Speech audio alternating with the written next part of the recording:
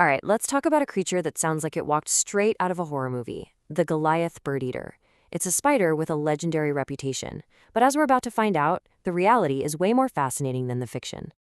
So, just to set the scene, let's get a handle on the size we're talking about here. This isn't some spider you'd find in the corner of your room. Nope. This tarantula can have a leg span so wide it would cover your entire dinner plate.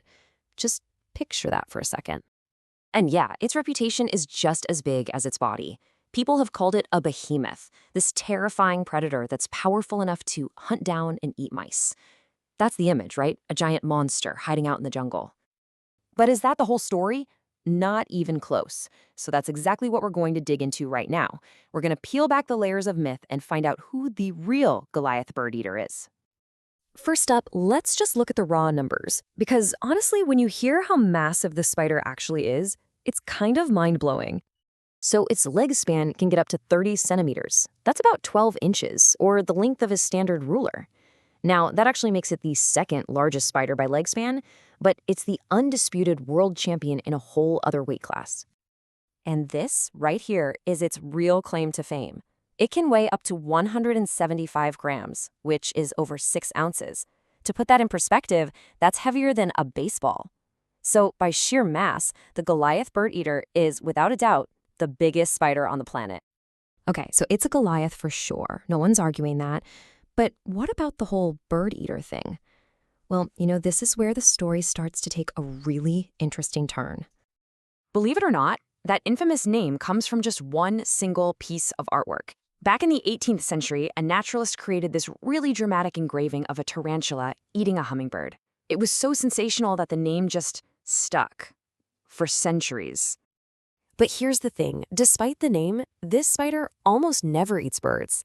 It's an ambush predator, sure, but it hunts on the floor of the Amazon rainforest. So while it's big enough to maybe snag a small rodent or lizard every now and then, its main diet is actually worms, big insects, and amphibians.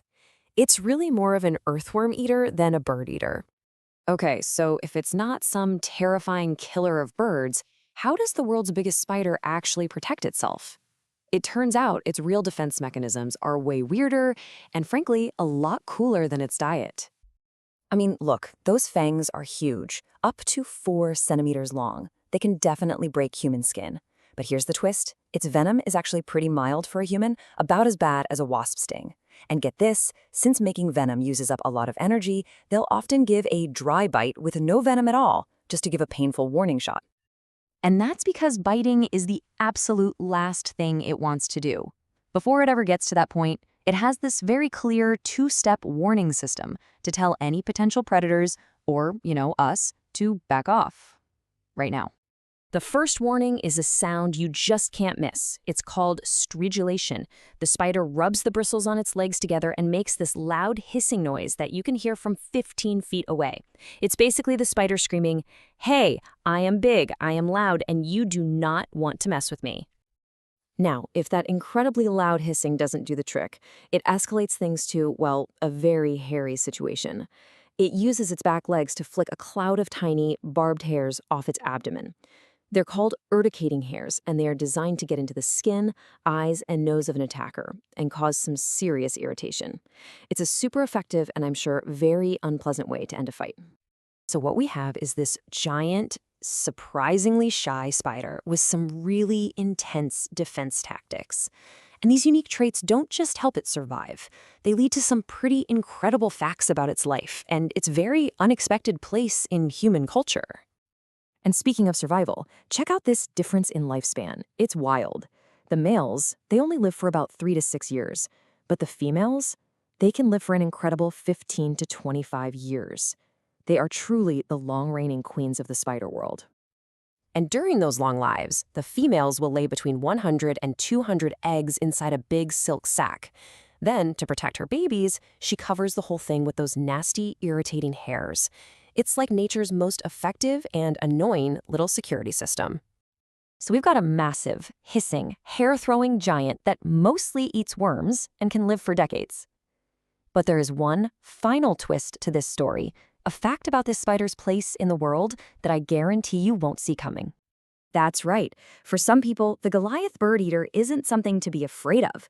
It's lunch. In parts of South America, this spider is actually considered a local delicacy.